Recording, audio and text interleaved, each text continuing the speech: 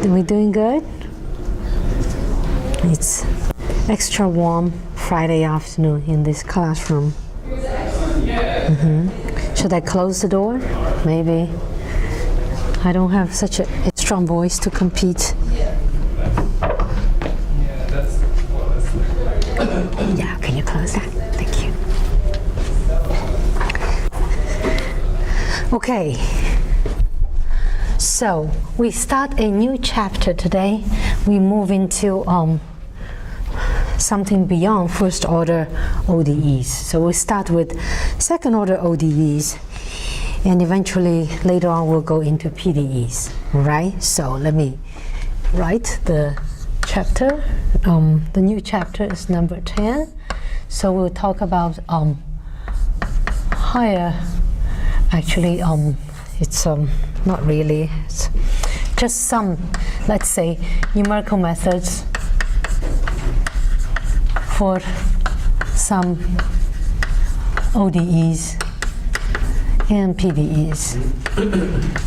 Because there are so many different equations, and we're just gonna touch up a little bit on things. Okay, so we'll be starting with still an ODE, but in a slightly different setting. So earlier we have talked about ODE, systems of ODE, everything's viewed as a initial value problem, right? There is initial time t0, and the conditions are given at t0, your unknown or the derivative of unknown, and then you start to solve it. And today we'll be looking at something actually lies in a boundary condition. So one space dimension, then your boundary is only 2 points, so it's a 2-point boundary value problem. Okay, so boundary value problem, we write BVP. So some boundary value problem. Okay. So I will do some kind of a silly introduction, very brief introduction.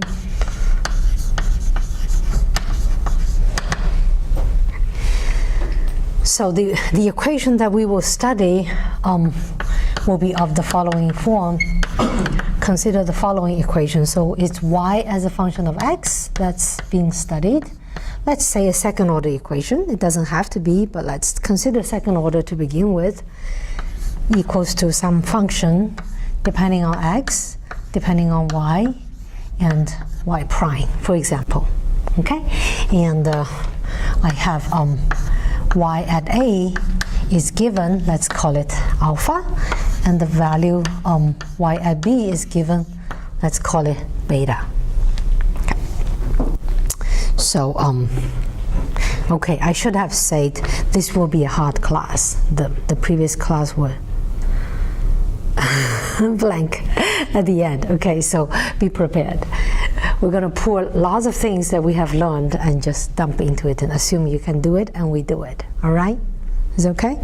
Okay. So we want to solve that, and notice the difference. Here A and B are the boundaries. So your equation is given on the domain that x between A and B, and the conditions are given at the two ends. Is it okay? So if you think x is time, you are actually giving something at initial time, and you are saying at the final computational time, you have to reach a certain goal. Is that right? Okay, so think like that. So I want to kind of motivate a little bit to say that this type of problem, motivation, this type of 2 points boundary value problem actually has a huge application. So tons of applications. So many applications is probably the most important differential equation. The second order equations are the most important ones. So if you have taken 250, 251, maybe you are familiar with some example. Any of those students here? Anyone taken 250, 251? Do you want to tell me one example you learned there? Second order, linear is okay. What was the textbook example they went through? You don't remember? Spring mass? Remember that one? Did we go through that? If you don't know, it's okay, don't worry. So the spring mass system is the following. You have a spring and you have a piece of mass hanging there, right? Because of the mass will pull the spring, so if you leave it there at equilibrium, the spring will be stretched a little bit, okay? And then spring has different properties. Some springs are easier to stretch, some are harder to stretch. So there is a spring constant denoting that. And then there'll be different mass. And you also would consider suitable, say, air resistance. Okay, air would offer some resistance. If this moves fast, air will push it in the opposite way. And those usually are called the damping. It gives some damping. It makes your vibration slow down. So in your experience, you know, if you pull it a little bit off the equilibrium, you let it go, you know, it will start to vibrate. And it will vibrate, and the vibration will be smaller and smaller and smaller, and eventually it will stop and reach the equilibrium. Is that right? So some example, let's say the spring mass example. Oh, this actually does not give me 2-point boundary value problem. But okay, example is second order ODE. Okay, so you remember what was that? It was m times u second derivative, let u be the position, plus gamma, that's the damping factor, u prime, plus k times u equals to, you can add some external force. Okay, that's the first example you run into when you learn second order ODE. Okay, and then there is also the vibration of a elastic string. Do we remember? So you have a string, let's say with length L, and you fix certain boundary conditions, and then you perturb it a little bit, and then it will vibrate, or you have some boundary condition. No, we're not perturbing. This is not time dependent. You have some boundary. Let's say this is a rod. It can be bent a bit. You have certain boundary conditions. It has to satisfy, and it will take a certain shape, right? Okay. So this one typically ends up into this problem. Let's say y is the displacement. It will equal to k times y, where k is kind of a spring constant, plus m is the density, mass, x minus L. And this will come with boundary conditions, okay, just to motivate a bit. So y at 0, let's say, equals to 0. Let's say y prime at L equals to, for example, 0.5. You want this to be 0, fixed at 0, and you want this to have a certain slope, for example.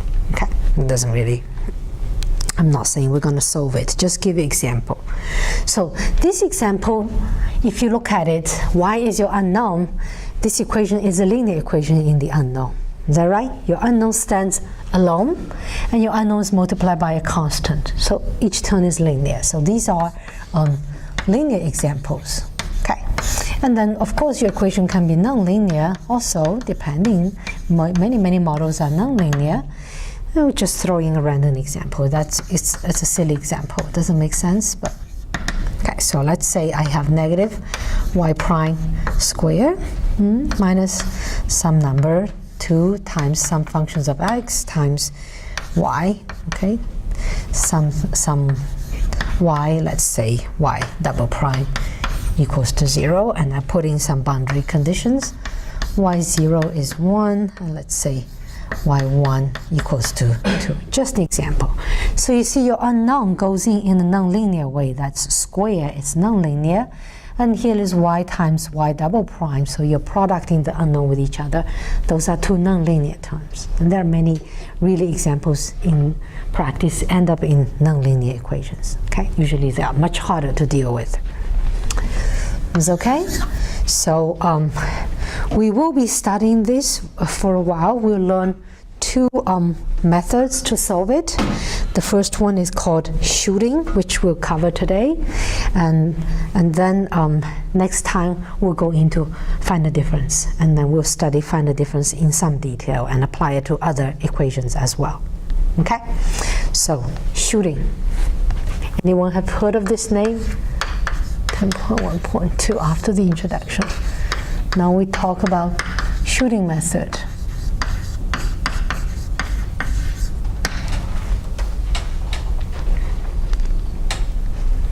Okay, so let's say, what is the main idea?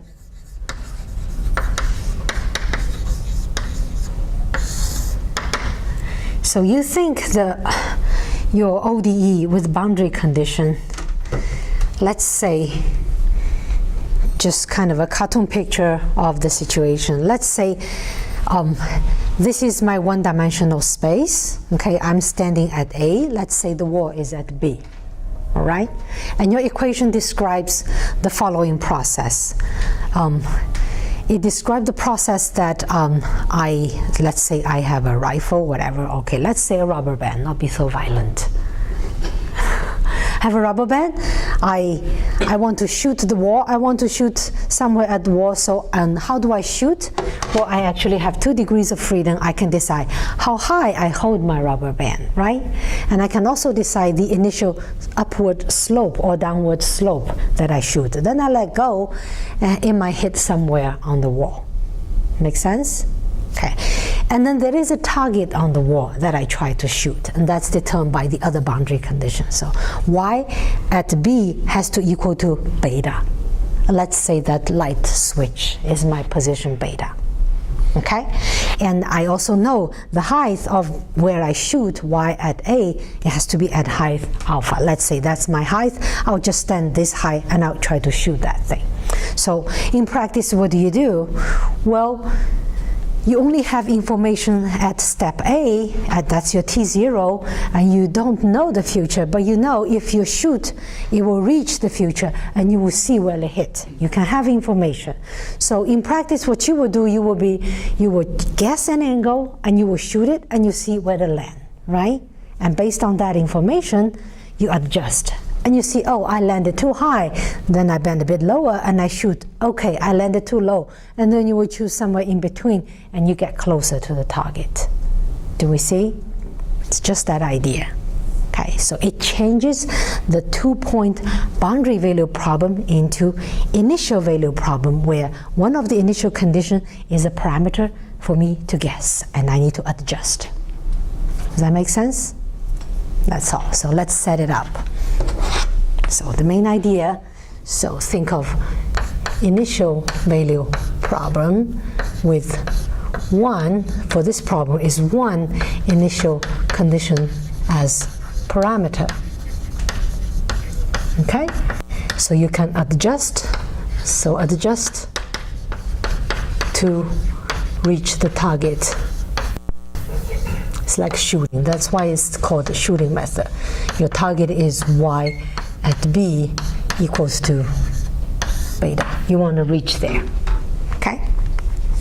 Okay, let's set up some details and see how we can do that. So as I said, linear, nonlinear problem makes quite a difference. Well, let's discuss linear first, and then we'll cover nonlinear. So linear shooting, it's a bit simpler, but well, in the end, nonlinear can handle linear as well. But okay, so I will consider the problem in a general setting. So let's consider a general problem, and then if you can handle the general problem, any problem is just a special case, right? Okay, so the general problem is the following. I have I really need more space. Okay, so I have, okay, let's say I have the equation y double prime equals to, and consider second order equation, okay? Let's say a function of u of x plus a function of v of x times y, and I have a function w of x times y prime. So it's the most general form of a linear equation, right?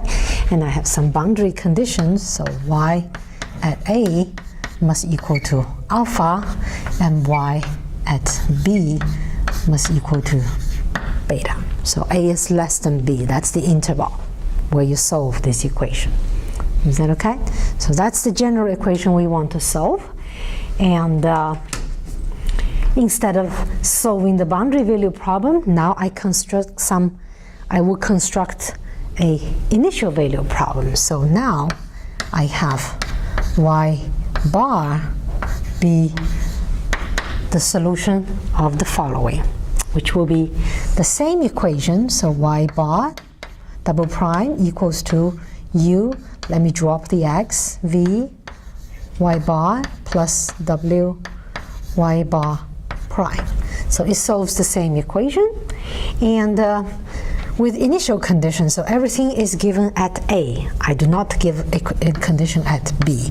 So y at A is alpha, that has to be guaranteed, but the slope there is my choice, right? Y prime at A, let's say this one, I set it to be 0. That's for y bar. Is that okay? 0 is just a convenient number. Any number will work. Okay. And then I solve another one, let's say y tilde b. Solve the following equation, the same equation. Let me copy y tilde double prime equals to u plus v times y tilde plus w times y tilde prime.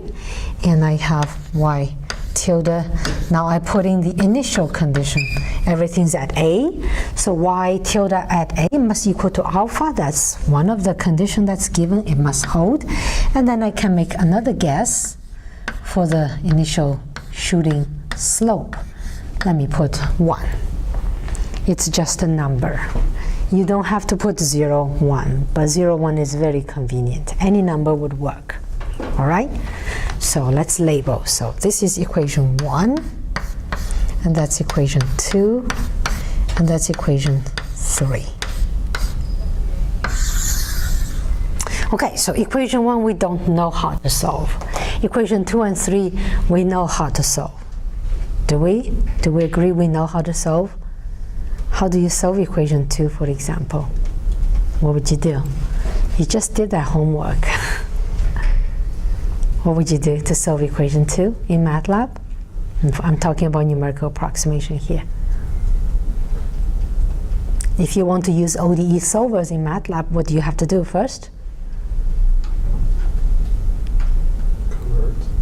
This is the second order equation. You have to rewrite it into a system of 2 equations, both of them first order. Is that right? Then you can call MATLAB solver to solve it for you on the interval from A to B, right? And you can do the same thing for equation 3. You can rewrite it into a system of 2 equations. Can we do that? Do we still know how to do it? And MATLAB asks you to solve from A to B, okay? So I'll just remark, we'll talk about it later. So solve equation 2 and 3. One can solve to obtain your solution y tilde as a function of x, no, so y bar first, and y tilde as a function of x on the interval from A to B. We can do that, okay? That's something we just learned 2 classes ago. Okay, so once you have done that, now you have, this is now given, not given, this now you have, okay? This function and this function you have on the interval from A to B. In particular, its value at B, now you know, okay? Now you know how far off you are.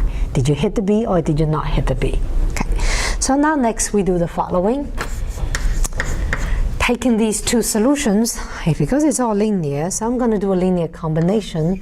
Let's say y of x simply equals to a linear combination of those 2 numbers. So I have lambda times y bar of x plus 1 minus lambda times y tilde of x. Okay, this is kind of a weighted average between y bar and y tilde. Is that okay? So this I call star, because that's kind of important. Later I'll go back to it. So I would say now this lambda here, we don't know yet. It is to be determined. And how do we determine this lambda? Well, it's to be determined in the way that this function I constructed here now should be the solution to my boundary value problem 1. Is that clear? So to be determined such that y solves 1. So what does it mean this is a solution? There are many things for you to verify. You have to first verify the y constructed like this solves the differential equation, right?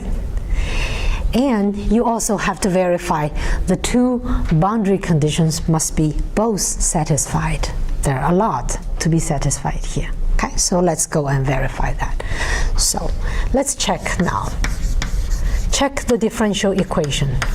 Okay, does the y solve the differential equation? Maybe for certain choices of lambda, or what would the lambda be? I want to determine this value of lambda. Okay, so now I do the following. Since everything's linear, once you see through that, this argument is really, really simple. So what I do, I take this solution multiplied by lambda, and I take that solution multiplied by 1 minus lambda.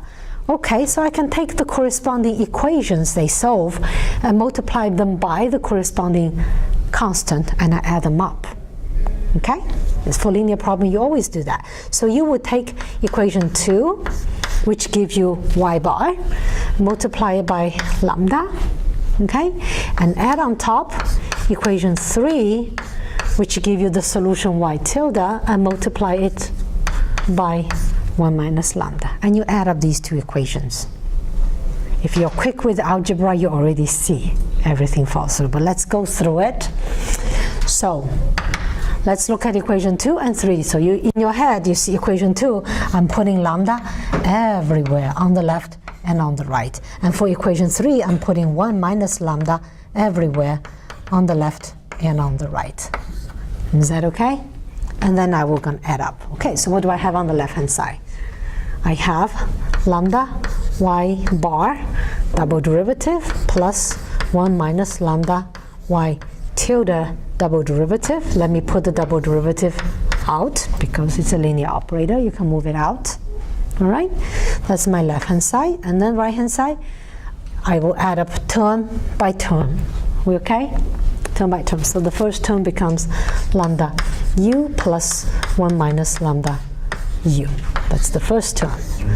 And the second term will be lambda v y bar plus 1 minus lambda v y tilde. Is that right? I like second term there. Okay, and then one more term. The last term, I will have lambda w y bar prime 1 minus lambda w y tilde prime.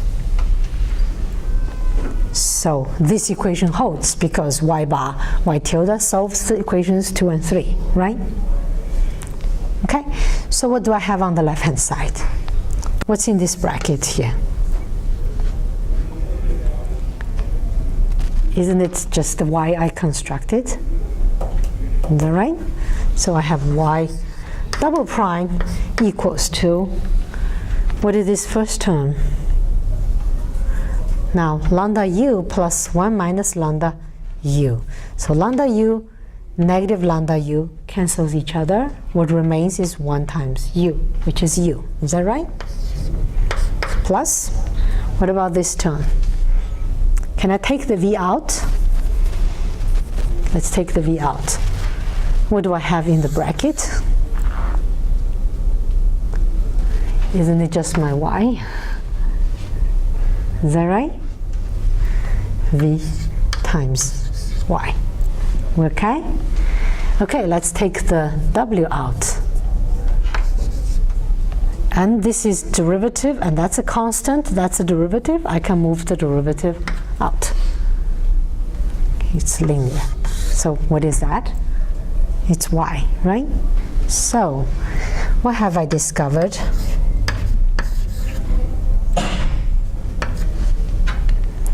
That this y I constructed always solves the differential equation no matter which lambda you choose, isn't it? It's always a solution. So this holds for all, let's be quick, for all lambda, any lambda of your choice. Okay. So what remains to check are the two boundary conditions. So let's check the boundary conditions. Boundary conditions. let's look at the condition on the left. Y at A, what does that equal to? Well, that's how I constructed my Y. So this shall be lambda times Y bar at A plus 1 minus lambda times Y tilde at A, isn't it? Because that's how I construct my Y. So what is Y bar at A and what is Y tilde at A? Those are the two equations 2 and 3 they solved. So it shall be alpha and alpha for both. Is that right? So you plug in this is alpha and you plug in this is alpha and you add them up. What do you get? It's taking average of 2 alpha. The average is alpha. Weighted average, any weighted average, doesn't matter. It's alpha. You can open it up and be confirmed. So this also holds for all lambda. So no need to worry. Okay, so we still have one boundary condition that we haven't checked. Let's see, hopefully that gives me something. So last boundary condition. The boundary condition says Y at B must equal to beta. Is that right? I guess this will give me something because beta never appeared in my construction. How can I reach there? Okay, so what is Y at B?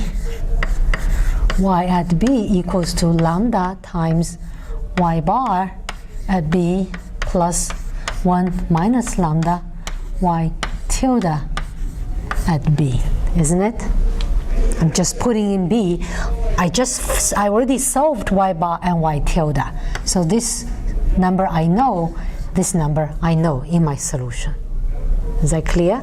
So this one is already solved. You already have it. And this one also is, you just solved it. The initial value problem will give you those two numbers. Okay? And then the condition says this must equal to beta. So look at this equation. So in this equation, what do you have? Beta is given, this you know, and this you know because you just solved it. So the only thing you don't know is lambda, isn't it? Can we solve it? Solve this equation for lambda. Okay, let's see. So what do I have? It's a linear equation in lambda in the end, you see? Because you have some number times lambda and some number times 1 minus lambda equals to some number, right? You can solve it explicitly. So keep the lambda on the left-hand side. You get Y, bless you, B, and then lambda times that negative. So minus Y tilde at B will equal to beta. And you can move this term 1 times Y tilde B to the right-hand side, get negative Y tilde B. Okay, so we can write out now lambda. It's very simple, just this algebraic equation to solve.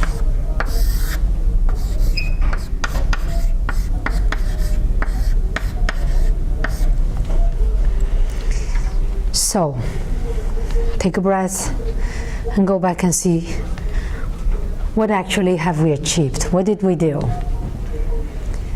We have showed that by this construction of Y and by this choice of lambda, this Y becomes a solution for problem 1. Do we see that? It satisfies the equation and both boundary conditions. Is that right? So, conclusion.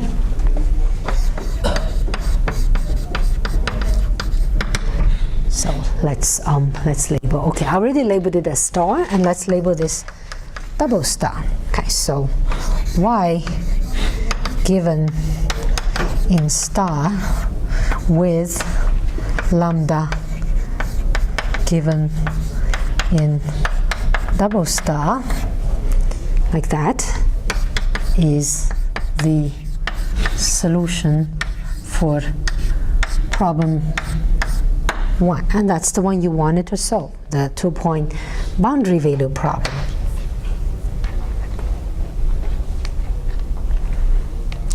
Is that okay?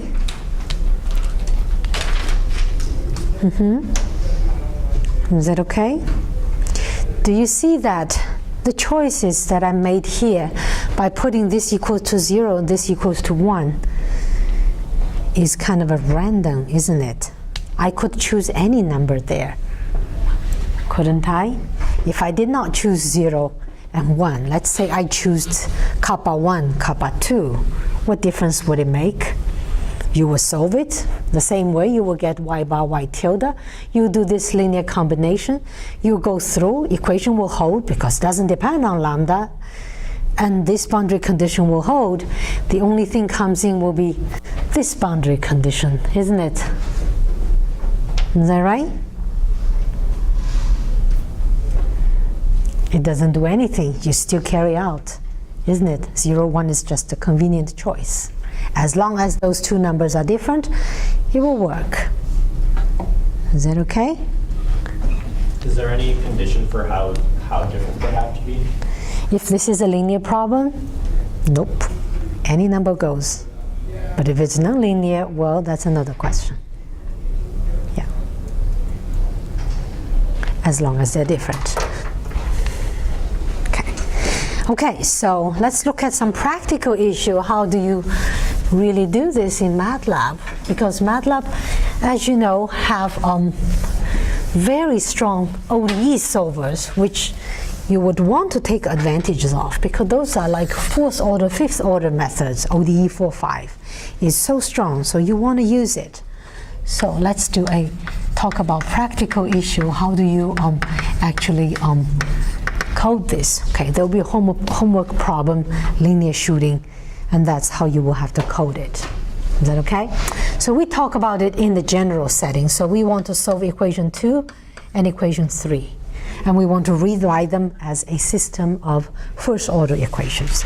So you see the solution of equation 2 and the solution of equation 3, they're independent. They don't depend on each other, but you can pretend you have 2 equations and you can solve, in the end, a system of 4 unknowns simultaneously, because it takes no time for MATLAB. It's more efficient that way. Is that okay? So we're going to do that. We're going to set up a 4x4 system, okay? With 4 unknowns, where the first 2 unknowns relate to equation 2 and the last 2 relate to equation 3. So in the following way, so x1 will be set to be y bar, and x2 will be y bar prime, and x3 will be y tilde, and x4 will be y tilde prime. Our standard trick. Is that okay? I'm just breaking 2 equations. Each one I break it into 2 equations. Okay? So I want to write it as a system of ODE first order for my unknowns. Anybody wants to try this one? I thought we shall be pros of setting this up. What is x1 prime? x2? What is x2 prime? Is y bar double prime, right? And then I have to go to the equation with y bar and write the right-hand side over. So wherever I have y bar, it changes into x1. Y bar prime changes into x2. That's all. So you want to write everything using x1, x2. So you have u plus v x1 plus w x2. Is that okay? And then x3 prime will be x4 always. You go just to the next one. x4 prime, you go to the equation number 3. Is that right? Wherever you have y tilde, I change it into x3, and y tilde prime changes into x4. Yeah, so it's very simple. So u plus v x3 plus w x4. That's the equation. You must set up your initial conditions as well. So x1 at 0 must be, no 1, at a. A is your initial time. And x2 at a, x3 at a, and x4 at a. I must assign these initial conditions, and then the MATLAB solver can just run into any finite time that you want. You can stop at b, right? So what are these conditions? What is x1 at A? Isn't x1 just y bar? So it's y bar at A, which will be alpha. Is that right? That has to be alpha, your condition. What about x2 at A? Isn't that x2 at A, which is 0? Oops. What about x3 at A? Alpha. What about x4 at A? 1. Yeah. So this will be your initial vector to sending that to x0, which you sending to the ODE solver. And you will have to construct a function in the MATLAB which computes this vector valued function. And then you send those to MATLAB and ask it to run, right? Give an error tolerance. Is that clear? In the end, MATLAB returns you a solution which are like kind of a 4 vectors. Which ones would you use to combine to find your final answer? Do I care about the solution x2? No, I don't need it. I need this solution here, do I? And I need that solution, is it right? I go in there and I find out what is y bar b, what is y tilde b, and I use equation star to get a lambda. Is that clear? And then you take this solution, multiply by lambda, take this one, multiply by 1 minus lambda, add them up, that's your solution. Is it clear? You have to code that in your homework. Is that okay? Can we handle that? Okay. Any questions? Doesn't this hold for any combination of coefficients? So lambda. It has to be a weight, meaning the coefficient in front of y bar and y tilde must add up to be 1. Oh, okay. If it does not add up to be 1, the equation will still hold, but then the first boundary condition will not be guaranteed. All right. Right? Then you have to adjust that. Yeah. Okay. Are we ready for nonlinear problems? Let's try nonlinear shooting. Wow. Come on, turn. Where are we? Okay. Nonlinear shooting. Okay, so we're going to look at some nonlinear problem. Let's just set it up, a general one. We will not give specific equations. We just talk about ideas. Okay, in your homework, there'll be a specific problem for you to have fun with. Let's say, in general, I have a second order ODE where y double prime equals to some function. The function could be linear, could be nonlinear, not specified. It's just a generic function. So typically you would think it's nonlinear, okay? And it's on the interval from A to B, always. And I set some boundary conditions. 2 points boundary value problem, so y at A is given, let's say is alpha, and y at B is given, let's say beta. Okay, so I want to say that these conditions here, right now, they're always taking the form that the function value is given at the boundary. It doesn't have to be. I could put in derivative or combination. It doesn't matter. As long as it's a boundary condition, it will work, right? Because why do I need 2 boundary conditions? The number of conditions you set up, have you noticed, exactly matches the highest order of the derivative in your equation. So when you solve a differential equation, no matter what method you use, in the end, what you do is some kind of integration in some sense. So you want to get rid of one derivative, you have to do some kind of integration once, which comes with one arbitrary constant, you know, right? So to get rid of the second derivative, in your process, you must have integrated twice somehow. there'll be two arbitrary constants. Therefore, you need to put two conditions to nail down those two constants. Okay, they always match, those number of constants and the order of the equation. Okay, so say if you shall have a third order equation here, you will have to put up three conditions. Is that okay? All right, so that's on that. And okay, now we have this to solve. Now what do we do? Okay, so f here, typical. I'm not assuming it's linear, so you have to think it's a nonlinear function. Nonlinear function in particular in y or y prime. So it's just nonlinear. So your equation is nonlinear. Okay, so let's see how we can set up the shooting here.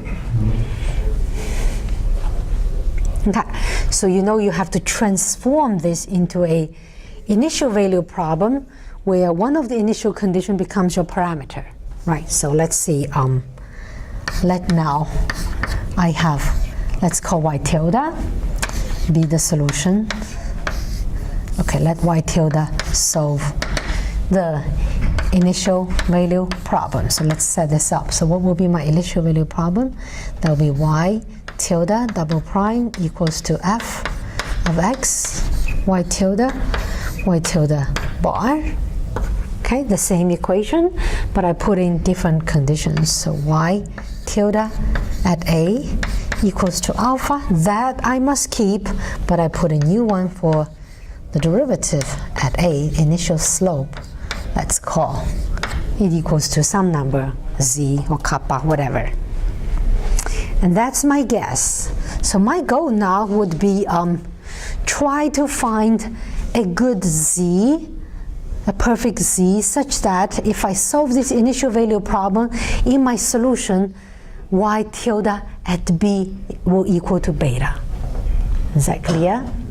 Okay.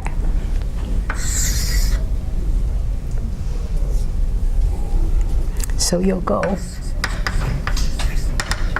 find the z such that y tilde at b gets close to beta. In the end, you should find an approximation almost equal to beta. Okay, so how can we achieve that goal?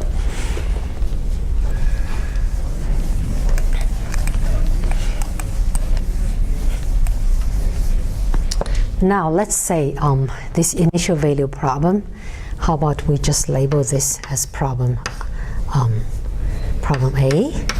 That's our problem A. So you know you can write it as a system of two equations with the initial condition. You can give it to MATLAB and ask it to solve. Is that right? So A can be solved with a choice of z, okay, by MATLAB, for example, some method or whatever, solved, and then this will give me the value y tilde at b. I can access that value. So I can see how far away it is from beta.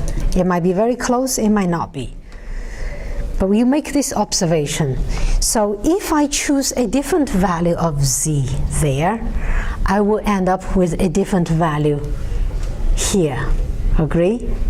If I choose z to be 0, I get one value, and I choose z to be 1, this will give me a different value. Which means this value here depends on my choice of z. Is that clear? So that's it's obvious observation. Observation, y tilde of b depends on your parameter choice of z. Okay, so then you can view this as a function. Can you see? Now let's say we use this notation. Let's write it as a function. So y tilde of b, let's say it's some function phi depending on z. No matter what function it is, I know there is a function, even though I can't write it out. But I know they have a one-to-one relation. For each z, there is a phi. Is that clear? So typically, this phi here will be a non-linear function. Is that right? Okay? Just try to understand the ideas. The details are not important. Okay. So, what are you trying to do? What is your goal? Your goal is that you want this number you want to choose a suitable z such that this number, this function here, phi, evaluated at your z shall exactly equal to beta, which means this one minus beta shall be 0. That's your error, right? Is that right? And that's a nonlinear function. So z becomes the root for this function here. So how can you find it approximately? We keep going back to that. Yeah. Nonlinear function, you need to find the 0. There are 3 fundamental problems in numerical analysis. One is find 0, and the other is what is the other? Interpolation, and then what was the other? Minimization or something. I forgot. Finding 0 is extremely important. So what are you thinking? Newton? Are we going to do Newton? Is Newton annoying? In which sense is Newton annoying? If you want to do Newton, what do you need? You need the phi prime, do you? We only know there exists a function that connects y tilde ib with the value z. We can't write out that function, can we? We don't really know. So what other method we learned? Avoid computing the derivative, but still get superlinear convergence. Secant? Is that what we're thinking? Can we throw in some secant iteration? All right, so you can solve it by secant iteration. Now, do we have a picture now how this can be carried out? Let's write an algorithm, okay? It's not a pseudocode, it's an algorithm. You can write a code following this algorithm. Okay, so you know secant method needs 2 initial guesses. So let's make 2 guesses. Okay, so choose 2 initial guesses. Let's say z1, z2. These are the 2 initial guesses. Okay, then you give it to the problem A. I would solve problem A with these 2 initial guesses, and then I will get 2 numbers. That is this phi, let me write it. So phi 1 would equal to the phi using z1 as my parameter, and then the phi 2 will be the phi using z2. Is that okay? So I have 2 phi values and 2 z values, and then I run a secant iteration. Do we remember secant iteration? To compute a z3 based on z1, z2, assuming z2 is better, what would that be? z2, it's minus, but I can, okay, let's do minus, doesn't matter. The function, so phi 2 minus beta, right? In principle, it's divided by the derivative, but I have to approximate the derivative by the secant line slope. So which gives me, that means the z goes on the top, c2 minus z1, phi 2 minus phi 1. Is that right? And then you solve with z3, hopefully is a better guess for you. So what you can do is now you would choose z2 and z3, and then you repeat the process to get z4. Those as your initial guess now. You will get z4, and you can iterate until convergence or criteria, stop criteria.